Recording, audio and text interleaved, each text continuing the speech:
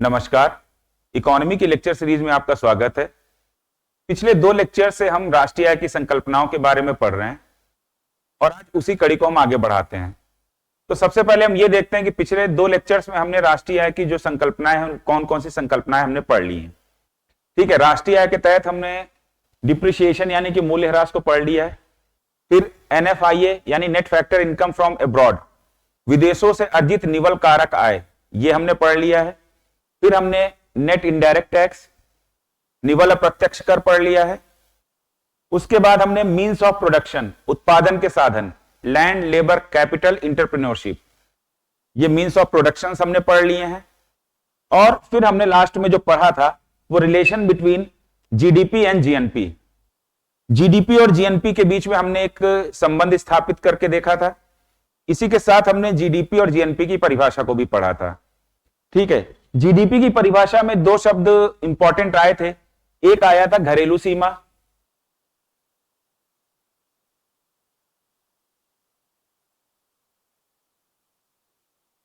यानी कि domestic territory, और जो दूसरा शब्द इंपॉर्टेंट आया था वो था आपका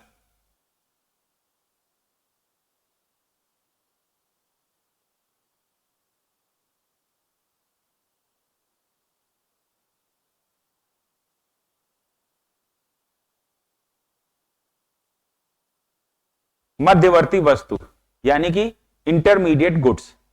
मध्यवर्ती वस्तुएं क्या है और घरेलू सीमा क्या होता है, यह भी हम पिछले लेक्चर्स में समझ चुके हैं। अब आज हम इसी कड़ी को आगे बढ़ाते हुए आज हम क्या पढ़ेंगे, आज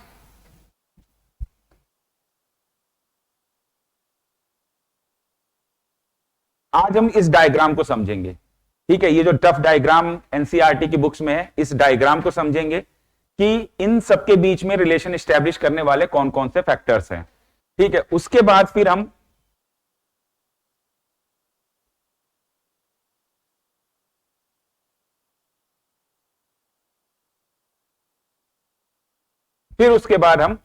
जीडीपी एमपी, जीएनपी एमपी, यानी कि बाजार मूल्य पर सकल घरेलू उत्पाद, बाजार मूल्य पर सकल राष्ट्रीय उत्पाद। ठीक है, फिर उसी तरह जीडीपी एफसी, साधन लागत पर सकल घरेलू उत्पाद, फिर साधन लागत पर सकल राष्ट्रीय उत्पाद। तो ये सारी जो परिभाषाएं हैं हम इनको समझेंगे। बेसिकली मेरा मोटो ये है कि आपको ये परिभाषाएं रटनी ना पड़े। ठीक है, आपका अगर कॉन्सेप्ट क्लियर रहेगा तो ये परिभाषाएं आपको रटनी नहीं पड़ेंगी और इनसे रिलेटेड जो भी क्वेश्चन आएगा आप उसको इजीली कर लोगे। ठीक है, तो आज की लेक्चर चलिए शुरू करते हैं।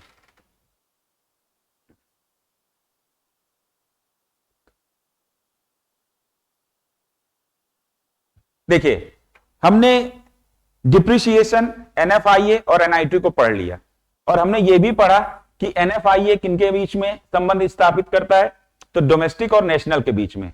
ठीक है, उसके बाद डिप्रिसिएशन यानी मूल्यह्रास किसके बीच में संबंध स्थापित करता है, तो ग्रॉस और नेट के बीच में। और उसके बाद जो एनआईटी है वो फैक्टर कॉस्ट और मार्केट प्राइस के बीच में रिलेशन स्टैब्लिश करता है। ठीक है, आप जरा इस डायग्राम को देखिए। आप देखिए, जब भी आप जीडीपी या जीएनपी, कुछ भी आप एनएनपी, कुछ भी आप देखते हैं तो आप देखेंगे पहले नंबर पर कुछ लिखा है, एक लेटर है, फिर दूसरे नंबर पे एक लेटर है और फिर तीसरे नंबर पे एक लेटर है और फिर लास्ट में एक छोटा सा लिखा होता है। वहां पर या तो मार्केट प्राइस लिखा होगा, एमपी लिखा होता है, या तो फैक्टर कॉस्ट, एफसी लिखा होता है। ठीक है, तो पहले लेटर पे आपकी 2 चीजें हो सकती हैं, या तो ग्रॉस होगा या नेट होगा। ठीक है, अब यहां पर या तो ग्रॉस होगा, जी होगा, और या फिर नेट होगा। ठीक है, पहला लेटर आपको या तो ग्रॉस रिप्रेजेंट करेगा या नेट रिप्रेजेंट करेगा।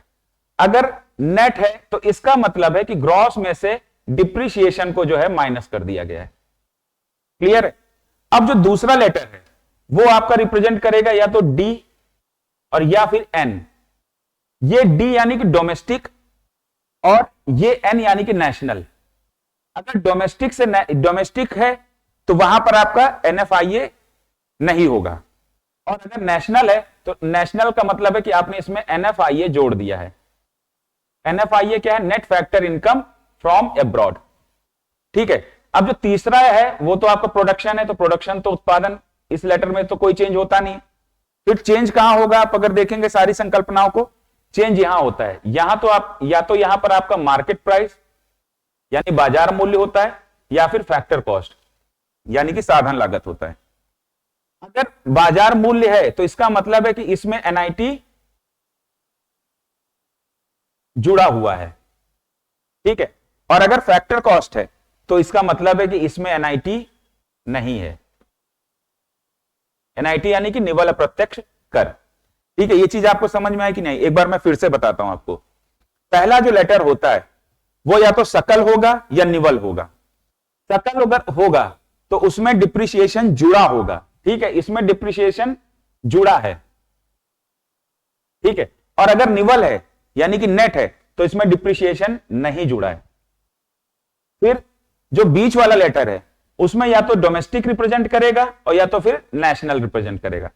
डोमेस्टिक में एक क्षेत्र लिया जाता है, ठीक है, घरेलू क्षेत्र, और नेशनल में जो निवासी हैं उनकी भूमिका होती है, ठीक है। तो अगर डोमेस्टिक है तो इसका मतलब यहां पर इंडियन हो या फॉरेनर हो, कोई भी हो, उसके द्वारा जो उत्पादन किया जा रहा है, ठीक है, तो वो डोमेस्टिक के अंतर्गत आ जाएगा, ठीक है। और यहां पर इसमें क्या, इसमें एनएफआईए नहीं जुड़ा होगा। लेकिन अगर नेशनल है यहां पर, ठीक है, यानी राष्ट्रीय है, जैसे सकल राष्ट्रीय उत्पाद, तो यहां पर बीच में अगर राष्ट्रीय है तो जो उत्पादन किया गया है वो निवासियों द्वारा किया गया है, राष्ट्र के, तो यहां पर क्या होगा, एनएफआईए जुड़ा होगा, net factor income from abroad जुड़ा होगा, ठीक है। और उसके बाद जो तीसरा आपका चेंज आता है, ये मार्केट प्राइस पर है, उत्पादन की कीमत, मौद्रिक मान, ठीक है, मॉनेटरी वैल्यू या तो मार्केट प्राइस पर होगी या तो फैक्टर कॉस्ट पे होगी।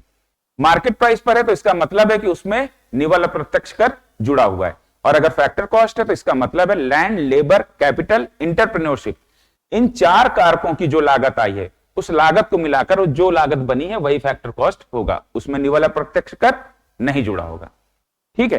तो ये चीज आपको समझ में आ गई। अब हम चलिए देखते हैं इस डायग्राम को। इस डायग्राम को ध्यान से देखिए। अब ये डायग्राम आपको बिल्कुल इजी लगेगा, ठीक है। अब देखिए, सबसे पहले हम देखते हैं कि यहां पर क्या है, यहां पर ग्रॉस है, और अगर हम पहले यहां पर चेंजेस ले रहे हैं नंबर 1 पर, तो यहां पर देखिए ग्रॉस से यहां पर क्या हो रहा है, यहां पर नेट हो रहा है, यानी कि सकल से निवल हो रहा है। बाकी बीच वाला लेटर एन और एन सेम है, ठीक है। और उसके बाद जो है ना मार्केट प्राइस और मार्केट प्राइस, ठीक है। तो इसका मतलब यहां पर क्या है, ग्रॉस से नेट हो रहा है, तो ग्रॉस से जब नेट हो रहा है तो भूमिका किसकी आ जाएगी, ग्रॉस, यानी कि सकल से निवल में जा रहा है। इसका मतलब सकल से जब हम निवल में कन्वर्ट कर रहे हैं तो हम इसमें से क्या घटा रहे हैं, डिप्रिसिएशन घटा रहे हैं, ठीक है। तो ये डिप्रिसिएशन घटाने पर क्या हो जाएगा, जीएनपी से एनएनपी बन जाएगा, ठीक है। अब उसके बाद दूसरा देखते हैं, यहां पर देखिए जीएनपी है और यहां जीडीपी है। यहां नेशनल से ग्रॉस नेशनल प्रोडक्ट से ग्रॉस डोमेस्टिक प्रोडक्ट बन रहा है, यहां पर डी हो रहा है, ठीक है। तो हम राष्ट्रीय से घरेलू में आ रहे हैं, तो राष्ट्रीय से जब हम घरेलू में आ रहे हैं तो यहां भूमिका किसकी होगी, बीच वाले लेटर में मैंने आपको बताया था भूमिका किसकी होती है, net factor income from abroad. यानी कि जब हम जीएनपी में से net factor income from abroad घटाएंगे तो आपका क्या बन जाएगा, जीडीपी बन जाएगा, ठीक है। ये देखिए net factor income from abroad हमने घटाया तो जीएनपी से जीडीपी बन गया। अब हम इसमें देखते हैं, यहां पर देखिए जीएनपी और जीएनपी, फर्स्ट, सेकंड, थर्ड, तीनों लेटर सेम है। चेंजेस कहां आ रहे हैं, ये मार्केट प्राइस पर है और ये किस पर है, ये फैक्टर कॉस्ट पर है, ठीक है। अब मार्केट प्राइस से अगर फैक्टर कॉस्ट में आ रहे हैं, दैट मींस इसमें जो माइनस हो रहा है क्या हो रहा है, जब हम बाजार मूल्य से साधन लागत पर आ रहे हैं, इसका मतलब हमने बाजार मूल्य से अगर हम निवल प्रत्यक्ष कर घटा देंगे तभी तो साधन लागत प्राप्त होगी। तो अब हम देखते हैं, देखिए एनआईटी घटा दिया तो हमारा क्या हो गया, जीएनपी एट मार्केट प्राइस से हो गया जीएनपी एट फैक्टर कॉस्ट, ठीक है। आगे देखते हैं, अब देखते हैं इसमें क्या चेंज हो रहा है, ठीक है। अब ये क्या है, एनएनपी एट मार्केट प्राइस, और ये क्या है, एनडीपी एट मार्केट प्राइस। तो यहां पर क्या है, नेशनल से डोमेस्टिक में हो रहा है, ठीक है। तो जब नेशनल से डोमेस्टिक में कन्वर्जन हो रहा है तो हमारा कौन इफेक्ट कर रहा है, एनएफआईए, ठीक है। तो जब भी हम एनएफआईए इसमें से घटा देंगे तो क्या हो जाएगा, एनएनपी से एनडीपी बन जाएगा, क्लियर। अब उसके बाद दूसरा देखते हैं, अगला वाला, यहां पर एनएनपी है और यहां पर क्या है, एनएनपी यहां पर भी है, लेकिन यहां पर क्या है, मार्केट प्राइस है और यहां पर फैक्टर कॉस्ट है, तो मार्केट प्राइस से जब हम फैक्टर कॉस्ट में जाएंगे तो क्या घटेगा, इसमें से एनआईटी घट जाएगा। ठीक है, ये देखिए एनआईटी घट गया तो मार्केट प्राइस से फैक्टर कॉस्ट हो गया। क्लियर है। अब उसके बाद फिर हम देखते हैं कि ये है जीडीपी और ये भी जीडीपी है। और सबसे पहले इसको देख लेते हैं, ये जीडीपी एमपी है और ये एनडीपी एमपी है। ठीक है, तो ये क्या हो रहा है, यहां पे ग्रॉस से क्या हो रहा है, नेट में हो रहा है। तो ग्रॉस से नेट जब हो रहा है, सकल से निवल हो रहा है, तो किसकी भूमिका आ जाएगी, डिप्रिसिएशन की।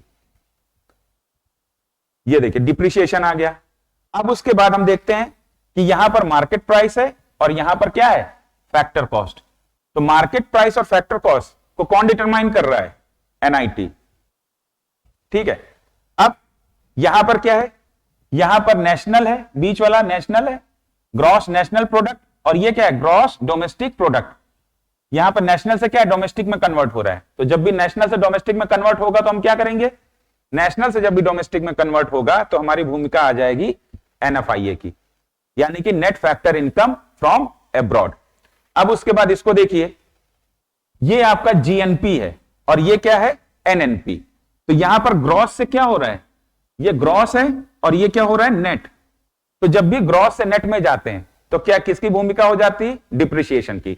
अगर हम ग्रॉस से डिप्रिसिएशन घटा देंगे तो हमारा क्या आ जाएगा, नेट आ जाएगा। ठीक है, तो डिप्रिसिएशन हमने घटा दिया और नेट आ गया। ठीक है, अब उसके बाद अगला देखते हैं, यहां पर एनडीपी एमपी है और यहां पर क्या है, एनडीपी एफसी, मार्केट प्राइस से फैक्टर कॉस्ट। ठीक है, तो मार्केट प्राइस से फैक्टर कॉस्ट, फिर वही एनआईटी की भूमिका है। अब उसके बाद यहां पर क्या है, एनएनपी, यहां नेट नेशनल प्रोडक्ट है और यहां पर क्या है, नेट डोमेस्टिक प्रोडक्ट। तो नेट नेशनल प्रोडक्ट से जब नेट डोमेस्टिक प्रोडक्ट में जाएंगे तो नेशनल से डोमेस्टिक में कन्वर्जन हो रहा है, तो क्या होगा, यहां पर एनएफआईए माइनस हो जाएगा।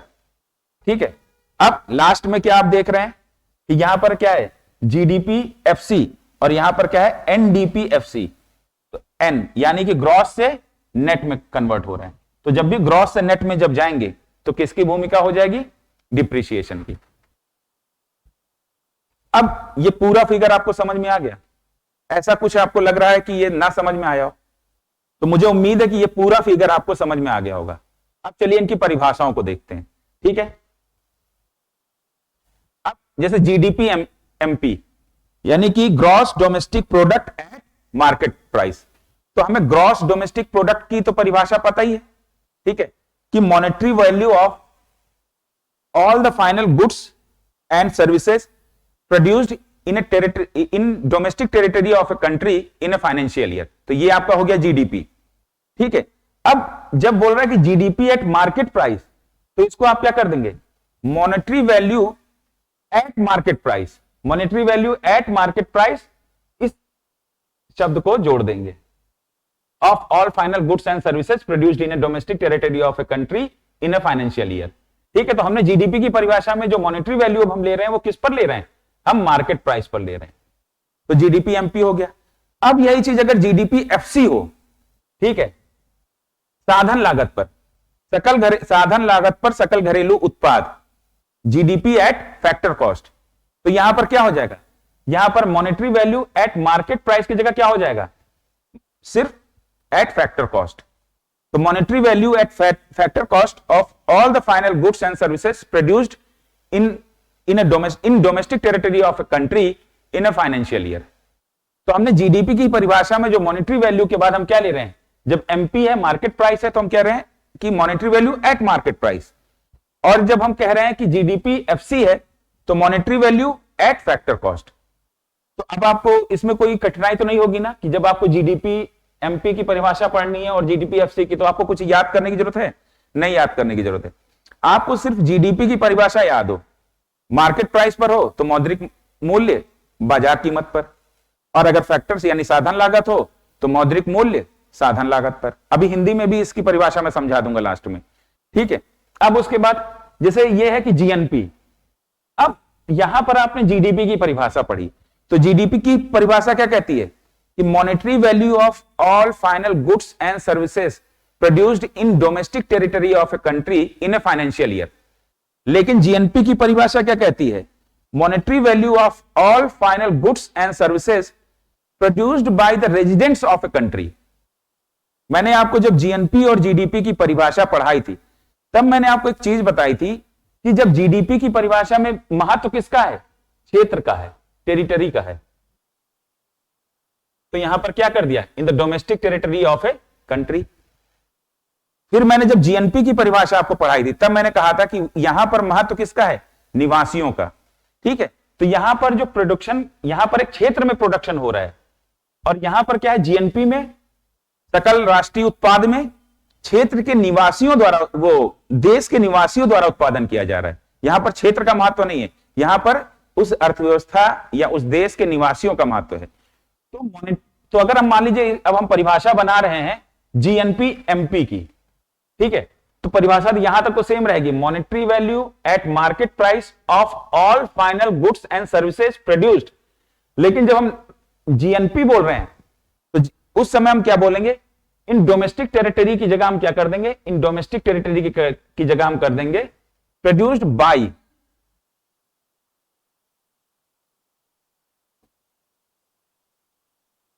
Residents of a country. ठीक है, देश के निवासियों द्वारा जो उत्पादन किया जा रहा है उसका बाजार कीमत पर मौद्रिक मान। यह चीज समझ में आ गई? ठीक है, अब जीडीपी, जीएनपी एमपी में आपने जब जीएनपी की परिभाषा में आप इन द डोमेस्टिक टेरिटरी की जगह क्या कर देंगे? By residents of a country. ठीक है, अब यही चीज अगर जीएनपी एफसी हो तो जीएनपी एफसी होगा तो यहां पर क्या होगा? जहां monetary value at market price था, वहीं पर मॉनेटरी वैल्यू किस पे हो जाएगा? Eight factor cost. और ठीक है, monetary value at factor cost of all final goods and services produced bye residents of a country in a financial year. तो क्लियर, ये चीज समझ में आ गई ना? ठीक है, तो इसी तरह अब ये परिभाषा भी आप बना लेंगे। ठीक है, अब अगली परिभाषा एक देखते हैं। अब एनएनपी एमपी यानी कि net national product at market price. ठीक है, तो नेट नेशनल प्रोडक्ट है, देखिए यहां पर ग्रॉस नहीं है। अब ग्रॉस नहीं है, नेट है, तो इसका मतलब है निवल है, तो इसका मतलब है कि ये जो गणना है इसमें से मूल्यह्रास घटा दिया गया है। बात समझ में आई कि नहीं आई? जब तक हम ग्रॉस की बात कर रहे थे तो वहां पर हमने मूल्यह्रास को जोड़ के रखा था। हमने पिछली किसी भी परिभाषा में क्या मूल्यह्रास घटाया? लेकिन जब हम नेट नेशनल प्रोडक्ट, निवल राष्ट्रीय उत्पाद की बात कर रहे हैं, तो जो सकल राष्ट्रीय उत्पाद था उसमें से हमने क्या घटा दिया है? हमने डिप्रिसिएशन घटा दिया है। ठीक है, तो सकल राष्ट्रीय उत्पाद की परिभाषा में आपको एक लाइन और क्या जोड़नी है? By subtracting depreciation of capital goods. ठीक है, तो इसकी परिभाषा क्या कह रही है? NNP MP. अब एमपी है तो मॉनेटरी वैल्यू किस पर होगी? मार्केट प्राइस पर। तो यहां पर क्या होगा? Outcome obtained by subtracting depreciation of capital goods. ठीक है, अब उसके बाद बाकी परिभाषा क्या है? बाकी परिभाषा आपकी वही राष्ट्रीय आय की परिभाषा है, और राष्ट्रीय आय की परिभाषा में इन डोमेस्टिक टेरिटरी नहीं होता, by residents of a country होता है। ठीक है, तो आगे monetary value at market price of all final goods and services produced by the residents of a country is called. ठीक है, तो by in a financial year. ठीक है, इसमें क्लाइंट यहां पर और जोड़ लीजिएगा, इन ए फाइनेंशियल ईयर। ठीक, अब यहां पर देखिए हमने यहां से लेकर जो यहां तक परिभाषा पढ़ी है वो परिभाषा तो जीएनपी की ही है ना, और किस पर है? मार्केट प्राइस पर है। तो monetary value at market price of all final goods and services produced by the residents, जब निवासियों द्वारा उत्पादन किया जा रहा है तो इसका मतलब हम क्या है कि राष्ट्रीय उत्पाद के बारे में पढ़ रहे हैं। ठीक है, और यहां पर of a country in a financial year, तो ये जो यहां से यहां तक जो परिभाषा आपकी हो गई है इन ए फाइनेंशियल ईयर, यहां पर जोड़ लीजिएगा आप। ठीक है, तो ये परिभाषा आपकी किसकी है? ये परिभाषा है आपकी जीएनपी एमपी की। अब इसी में से सब्ट्रैक्ट क्या कर रहे हैं? डिप्रिसिएशन। तो जब डिप्रिसिएशन इसमें से निकाल देंगे तो हमारा ग्रॉस की जगह क्या हो जाएगा? जी की जगह क्या हो जाएगा? एन हो जाएगा, net national product at market price. Clear हो गया? ठीक है। अब उसके बाद net national product at factor cost, ये क्या है? अब यहां पर क्या है, बाजार कीमत पर था, हम परिभाषा में चेंज क्या करेंगे, यहां पर at monetary value at factor cost. ठीक है, तो monetary value at market price. अब देखिए मार्केट प्राइस यहां पर है, अगर फैक्टर कॉस्ट अगर यहां पर लिख देते तो यहां पर आपको क्या है, नेट इनडायरेक्ट टैक्स भी घटाना नहीं पड़ता। ठीक है, चलिए मैं इसको समझा देता हूं। अब देख लीजिए, मान लीजिए कि यहां पर इसको ना करें, ठीक है, outcome obtained by subtracting depreciation of capital goods from monetary value at factor cost. अगर हम फैक्टर कॉस्ट यहां लिख दें तो सिर्फ हमें क्या घटाना है, अगर फैक्टर कॉस्ट रख दें तो सिर्फ हमें क्या है कि जीएनपी की परिभाषा में से डिप्रिसिएशन घटाना है, वो डिप्रिसिएशन हमने घटा दिया। अब यहां पर अगर मार्केट प्राइस लिख दिया है तो अब ये चूंकि फैक्टर कॉस्ट पे है तो मार्केट प्राइस की गणना से अगर आप उसको जो है ना फैक्टर कॉस्ट में जा रहे हैं तो आप उसमें क्या करेंगे कि आप नेट इनडायरेक्ट टैक्स भी घटा देंगे। तो नेट इनडायरेक्ट टैक्स घटते ही मार्केट प्राइस वाला क्या हो जाएगा, फैक्टर कॉस्ट अपने आप ऑटो में हो जाएगा। क्या ये चीज समझ में आ गई? ठीक है, तो इस चीज में ये चीज ध्यान रखना है कि इन ए फाइनेंशियल ईयर, एक वित्तीय वर्ष, ठीक है, और उसके बाद all final goods and services. ठीक है, उत्पादन क्या है, सभी अंतिम वस्तुओं और सेवाओं का एक वित्तीय वर्ष में। ठीक है, अब इसमें बाजार की उनका जो मौद्रिक मान है, अब अगर बाजार कीमत पे है तो उसको कर दीजिए कि एट मार्केट प्राइस, और अगर साधन लागत पर तो उसको कर दीजिए एट फैक्टर कॉस्ट। तो मुझे उम्मीद है कि आपको ये डिफिनीशंस बनाना क्लियर हो गया होगा। अब हिंदी में भी एक बार समझ लेते हैं। ठीक है, अब देखिए एक वित्तीय वर्ष में परिभाषा में आपको कोई भी परिभाषा हो, राष्ट्रीय आय से संबंधित कोई भी परिभाषा हो, आपका ये लाइन तो रहेगा ही एक वित्तीय वर्ष में। ठीक है, अब उसके बाद अगर परिभाषा जिसकी आप निकाल रहे हो तो वो डोमेस्टिक के लिए बात कर रहा है तो किसी देश की घरेलू सीमा में इसको ऐड करेंगे, यहां पर लिख देंगे। और अगर वो राष्ट्रीय परिभाषा में राष्ट्रीय शब्द है तो क्या लिख देंगे, देश के निवासियों द्वारा। ठीक है, अब उत्पादित सभी अंतिम वस्तुओं एवं सेवाओं, ये लाइन तो आपकी परिभाषा हर परिभाषा में रहेगी। ठीक है, कि अब कौन सा है मौद्रिक मान, कौन सा होगा, सभी अंतिम वस्तुओं और सेवाओं का जो मौद्रिक मान आप ले रहे हो वो मौद्रिक मान कौन सा होगा। अगर आप बाजार की कीमत पर ले रहे हो तो यहां पर बाजार मूल्य डाल दीजिए, और अगर आप साधन लागत पर ले रहे हो तो यहां पर साधन लागत पर डाल दीजिए। क्लियर? तो आपको बॉक्स में अगर बाजार मूल्य पर है तो इस बॉक्स के अंदर आपको क्या है, एट मार्केट प्राइस यानी कि बाजार मूल्य पर, और साधन लागत पर है तो यहां पर सेवाओं का जो है ना मौद्रिक मान किस पर है, साधन लागत पर। ठीक है, और अगर वो डोमेस्टिक की बात कर रहा है या घरेलू की बात कर रहा है, ठीक है, निवल घरेलू उत्पाद, सकल घरेलू उत्पाद, तो घरेलू की बात हो रही है तो यहां पर क्या होगा, किसी देश की घरेलू सीमा में। ठीक है, और इस घरेलू सीमा में चाहे वो इंडियंस प्रोडक्शन करें या फॉरेनर्स प्रोडक्शन करें, कोई मैटर नहीं।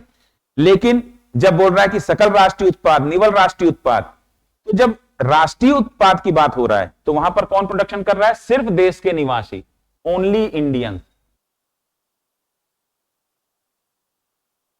क्लियर? ठीक है, अब उसके बाद मौद्रिक मान में से यहां पर आप मूल्य ह्रास अगर घटा रहे हो, ठीक है, या फिर आप निवल अप्रत्यक्ष कर घटा रहे हो, तो अगर मूल्य ह्रास घटा रहे हो तो इसका मतलब है कि वो जो आप जो है ना ग्रॉस को लेकर आप उसको नेट में कन्वर्ट कर रहे हो, यानी कि सकल को निवल में कन्वर्ट कर रहे हो। ठीक है, तो सकल की परिभाषा उठाई और उसमें से मूल्य ह्रास घटाया तो वो निवल की परिभाषा में कन्वर्ट हो गया।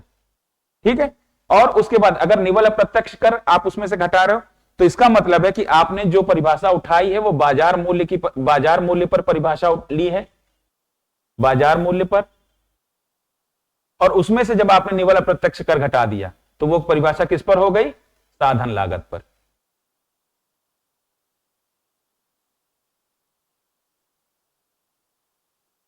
साधन लागत पर। ठीक है, तो परिभाषाओं को आप अगर देखो तो रटने की जरूरत नहीं हो रही है। एक वित्तीय वर्ष में यह आपकी हर परिभाषा में शामिल रहेगा। उत्पादित सभी अंतिम वस्तुओं एवं सेवाओं का मौद्रिक मान यह आपकी हर परिभाषा में रहेगा। बीच में आपको सिर्फ यह चीज मेक श्योर करना है कि आप घरेलू सीमा में आपको लेना है या देश के निवासियों द्वारा लेना है। अगर राष्ट्रीय की बात हो रही है तो देश के निवासियों द्वारा, अगर घरेलू क्षेत्र की बात हो रही है तो घरेलू सीमा में। ठीक है, और उसी तरह अगर आप ग्रॉस की परिभाषा यानी सकल की परिभाषा से आप परिभाषा कन्वर्ट कर रहे हो तो आप उसमें से मूल्यह्रास घटा दो, और अगर आप बाजार मूल्य वाली परिभाषा से आप अपनी परिभाषा को बना रहे हो तो उसमें से साधन लागत घटा दो। क्लियर? तो इस तरीके से आपको राष्ट्रीय आय से संबंधित कोई भी परिभाषा रखने की जरूरत है नहीं है, आपको सिर्फ दो परिभाषाएं याद करनी है, वो सकल राष्ट्रीय उत्पाद और सकल घरेलू उत्पाद। ठीक है, सकल राष्ट्रीय उत्पाद क्या कहता है कि एक वित्तीय वर्ष में किसी देश की घरेलू सीमा में उत्पादित सभी अंतिम वस्तुओं एवं सेवाओं का मौद्रिक मान सकल घरेलू उत्पाद कहलाता है। ठीक है, अब उसके बाद सकल राष्ट्रीय उत्पाद क्या कहलाता है? एक वित्तीय वर्ष में देश के निवासियों द्वारा उत्पादित सभी अंतिम वस्तुओं एवं सेवाओं का मौद्रिक मान सकल राष्ट्रीय उत्पाद कहलाता है। अब अगर ये बाजार कीमत पर है तो मौद्रिक मान किस पर कर देंगे आप? बाजार कीमत पर। अगर ये साधन लागत पर है तो मौद्रिक मान साधन लागत पर। तो मैं ये उम्मीद करता हूं कि आपको अब इनकी डिफिनीशंस क्लियर हो गई होंगी। ठीक है, तो हमने आज क्या पढ़ा, एक बार फिर से समरी देख लेते हैं।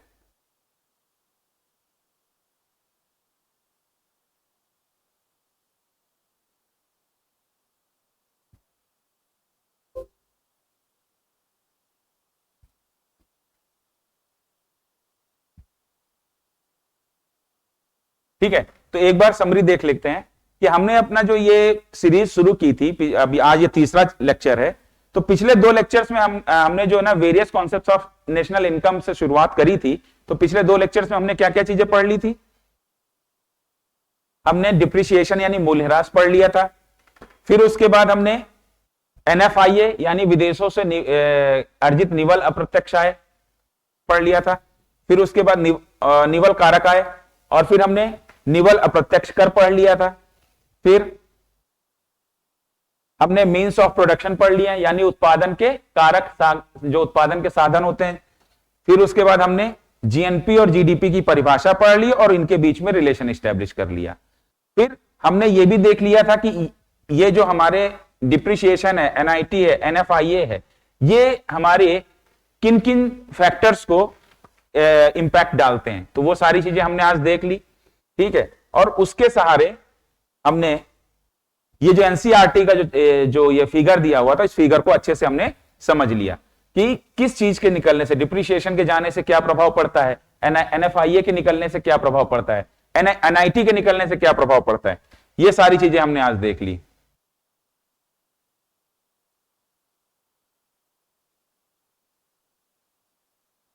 और लास्ट में हमने इनकी परिभाषाओं को हम कैसे खुद ही बना सकते हैं, वो सारी चीजें हमने समझ ली। तो राष्ट्रीय आय से संबंधित जो संकल्पनाएं हैं, इसी सीरीज को आगे बढ़ाते हुए कल हम जो है ना पढ़ेंगे GDP डिफ्लेटर के बारे में। ठीक है, तो मैं ये उम्मीद करता हूं कि अभी तक जो हमने जितनी भी परिभाषाएं, जितने भी कॉन्सेप्ट पढ़े हैं, वो सारी चीजें आपको समझ में आ गई हैं। कल के लेक्चर में हम पढ़ेंगे GDP डिफ्लेटर, जो बहुत सारे लोगों को बड़ा टफ लगता है, लेकिन मैं आपको जैसे मैंने इतने इजी तरीके से इन डिफिनीशंस को समझा दिया है, कल GDP का डिफ्लेटर का जो लेक्चर है वो भी इतना ही इजी होगा। ठीक है, तो आप लोग अच्छे से पढ़ते रहिए और इन लेक्चर्स को देखिए, नोट्स बनाइए। ठीक है, कल आपसे फिर मिलते हैं नए लेक्चर के साथ, तब तक खूब अच्छे से पढ़िए। धन्यवाद।